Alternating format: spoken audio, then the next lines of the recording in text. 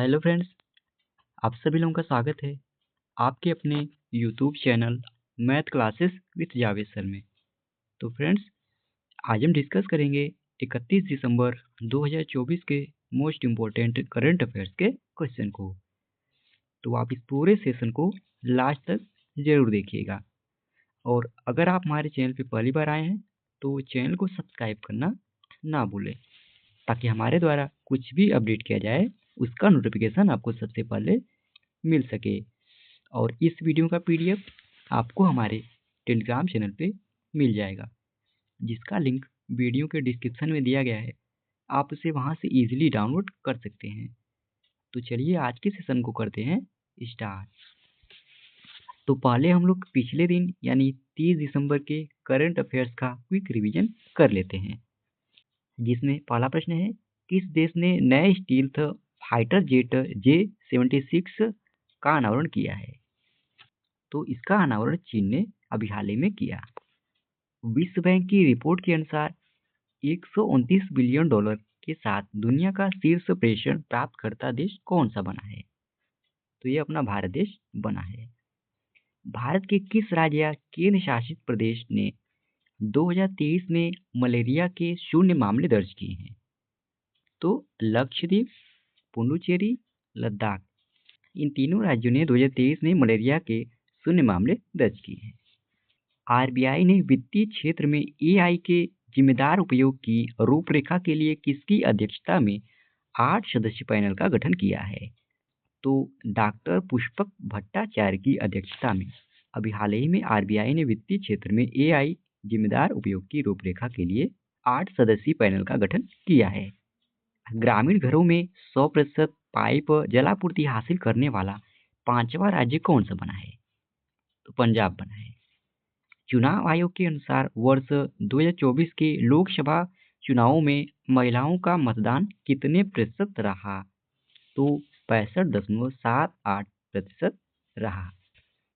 हाल ही में hockey India league 2024-2025 की शुरुआत कहाँ हुई है? तो इसकी शुरुआत उड़ीसा के राउरकेला में हुई है। सुजुकी मोटर के पूर्व चेयरमैन ओसामू सुजुकी का निधन किस उम्र में हुआ? 94 वर्ष की आयु में हुआ। भारतीय राष्ट्रीय कांग्रेस यानी आईएनसी किस दिन अपना स्थापना दिवस मनाती है?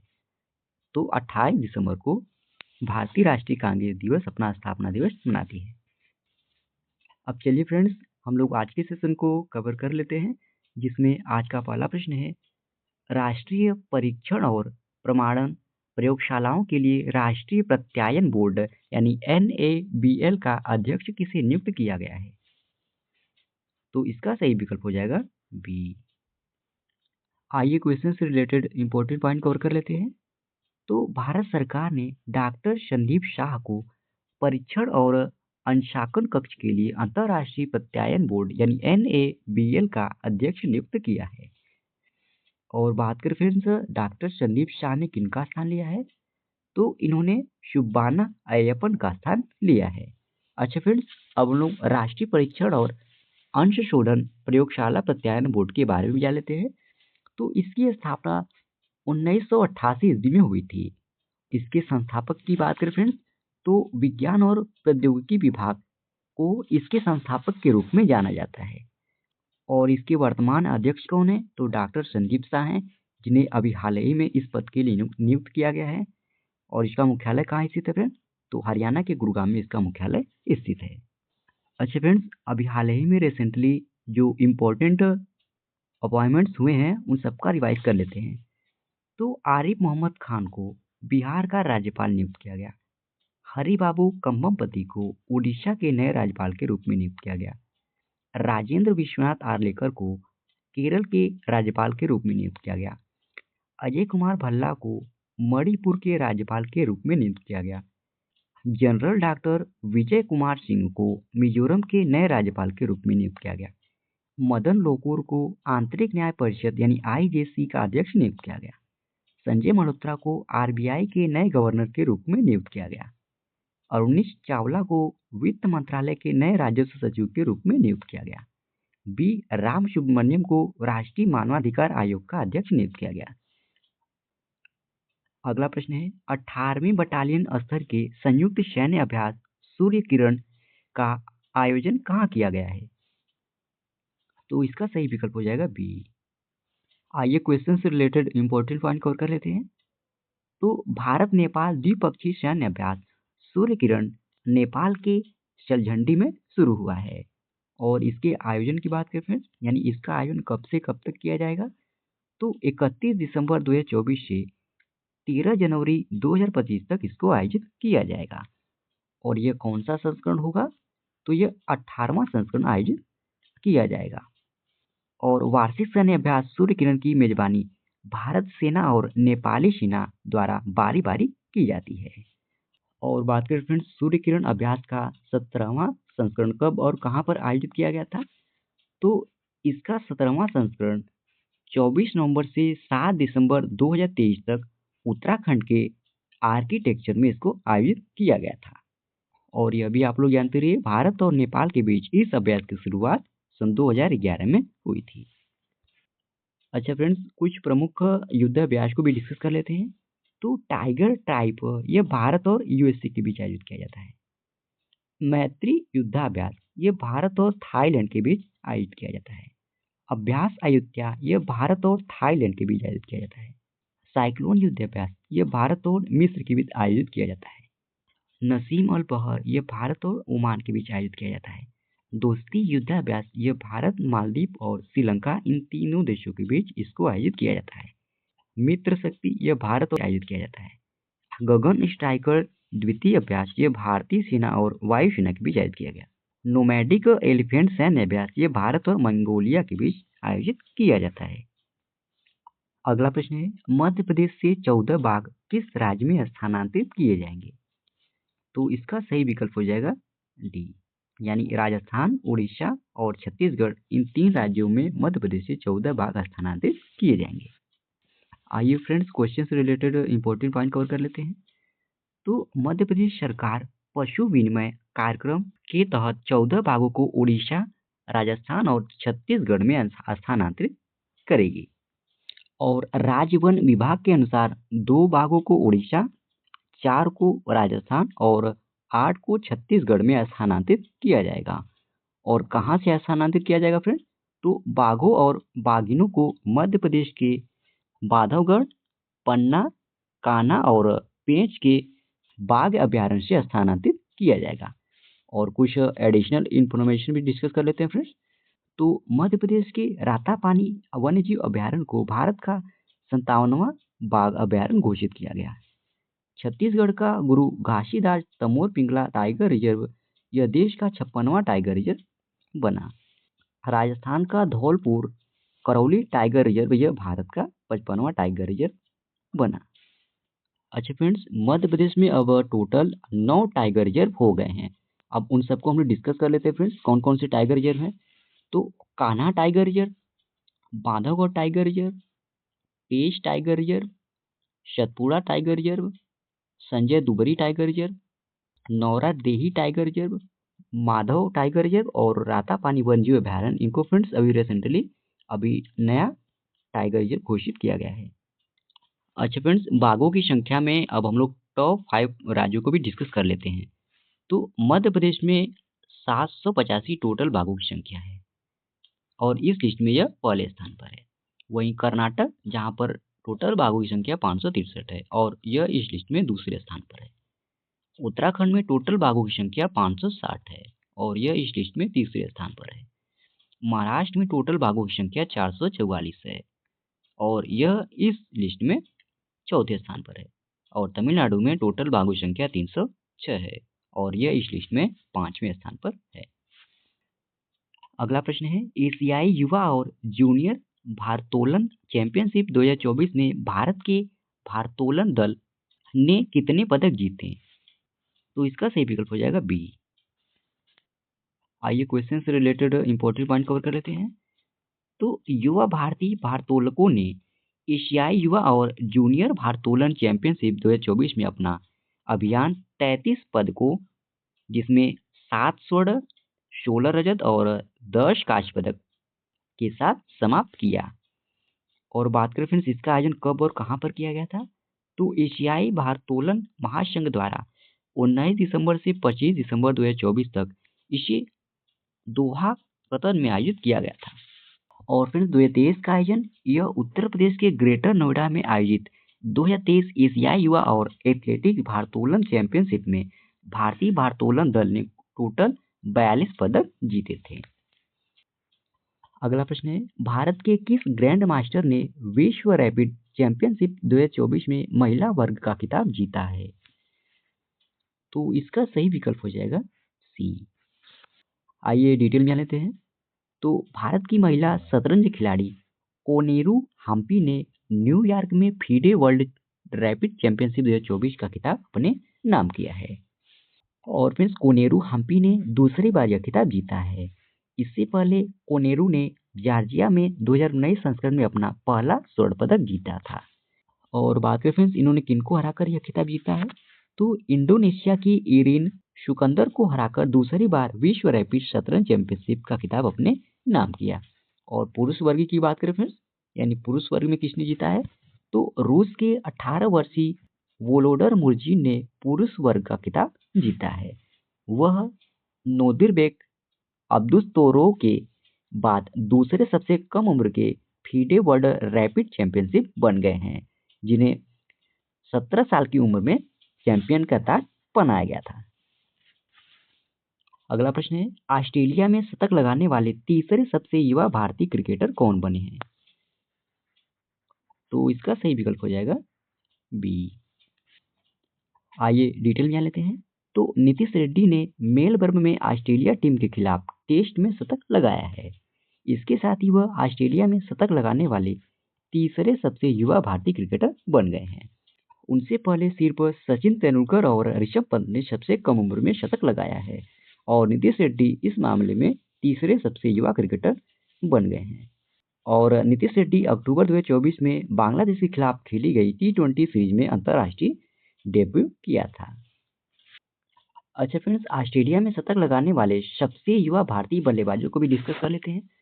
तो सचिन तेंदुलकर, जिन्होंने 1992 ईस्वी में सिडनी में 18 साल 253 दिनों की आयु में इन्होंने ऑस्ट्रेलिया में शतक लगाया था। ऋषभ पंत 2019 में सिडनी में इन्होंने 21 साल 91 दिन की आयु में शतक लगाया था।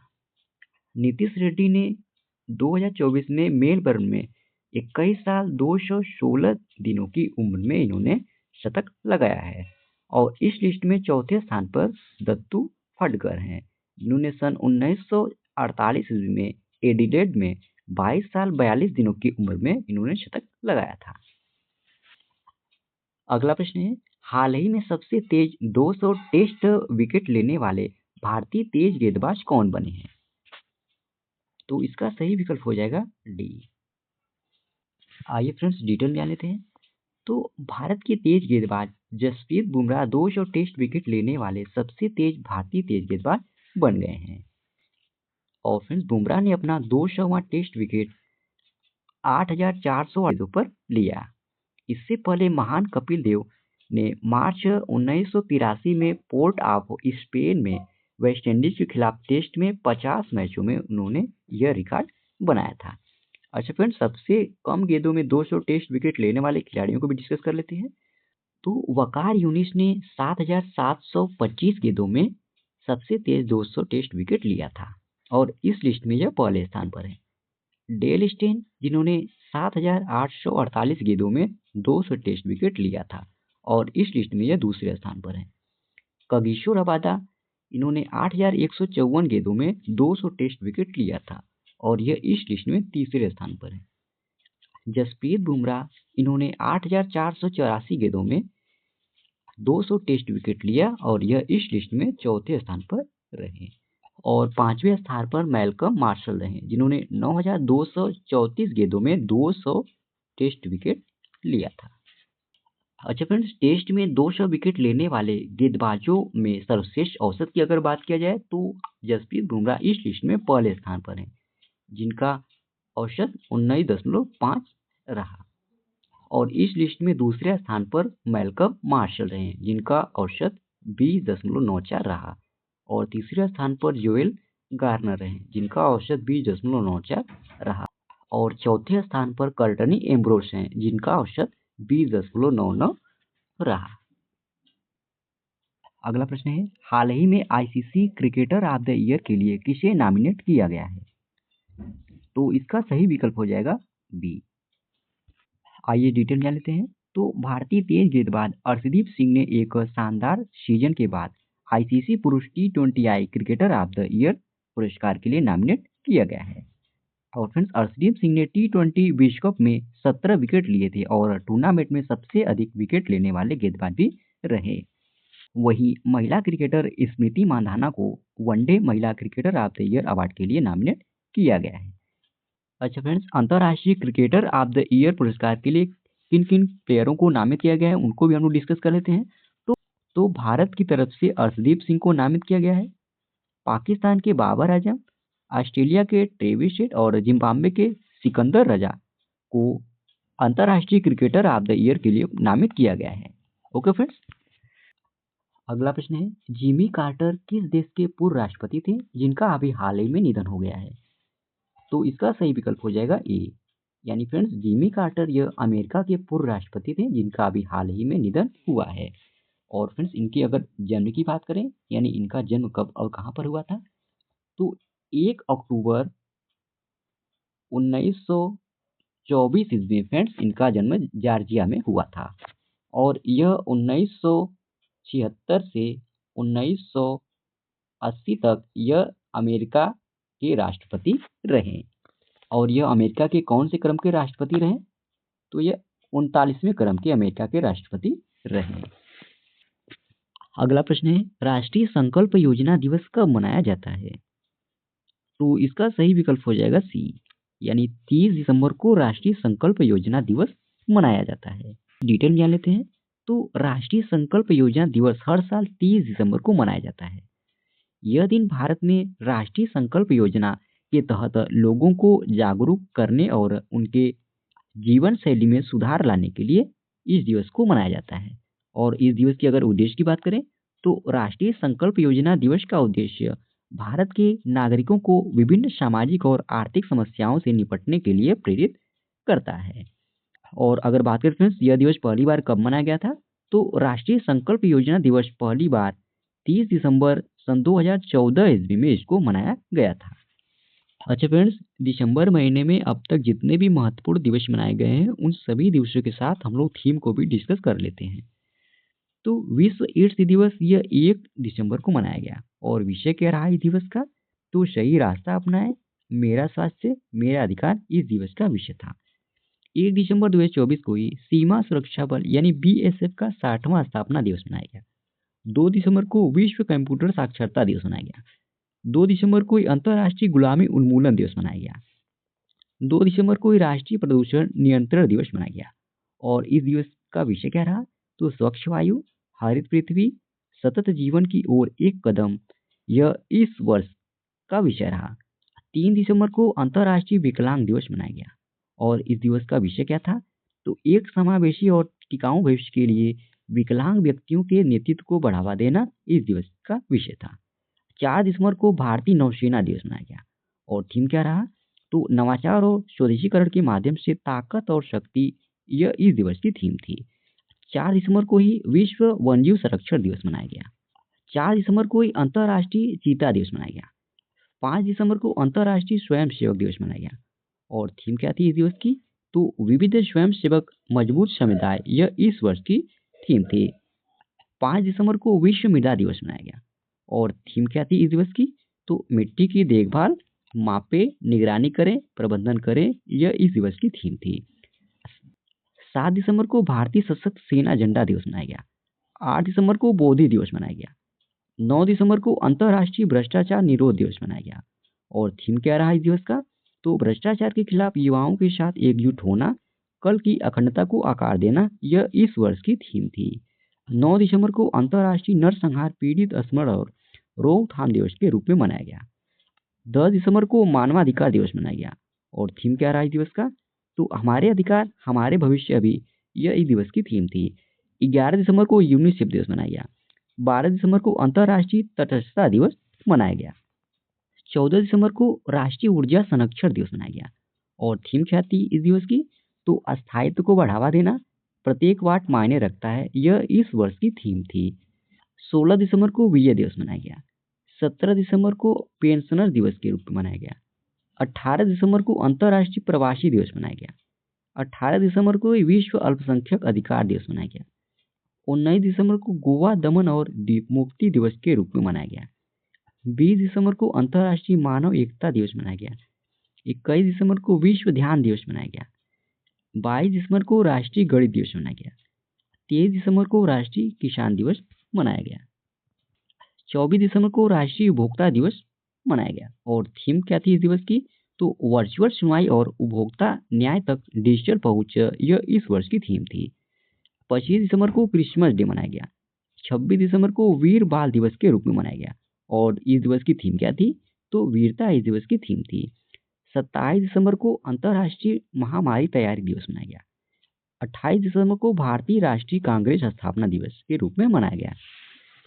तो फ्रेंड्स, इसी प्रश्न के साथ ही ये आज का हमारा डेली करंट अफेयर्स का सेशन समाप्त होता है।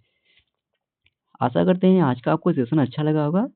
और इस वीडियो का पीडीएफ आपको हमारे टेलीग्राम चैनल पे मिल जाएगा, जिसका लिंक वीडियो के डिस्क्रिप्शन में दिया गया है। आप उसे वहाँ से इजीली डाउनलोड कर सकते हैं। और अगर आप हमारे वीडियो को पहली बार देख रहे हैं तो चैनल को सब्सक्राइब करना ना भूलें, ताकि हमारे द्वारा कुछ भी अपडेट किया जाए उसका नोटिफिकेशन आपको सबसे पहले मिल सके। और लास्ट तक वीडियो में बने रहने के लिए धन्यवाद। आज के लिए इतना ही। जय हिंद, वंदे मातरम।